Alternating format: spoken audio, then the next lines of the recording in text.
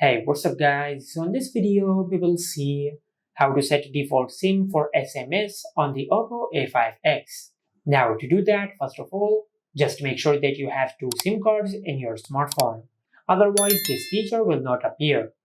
Now to set a default SIM for SMS, just open the Messages app on your smartphone, then open the contact which you want to message. And as you can see at the right side of the text field, you will find the SIM card logo. Now, if you tap on the SIM card logo, and from here you will be able to select a SIM card for your SMS messages. Just like that.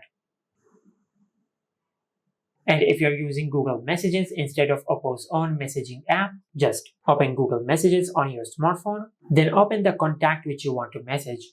Now just tap on the three dots at the upper right corner on the screen, then tap on Details.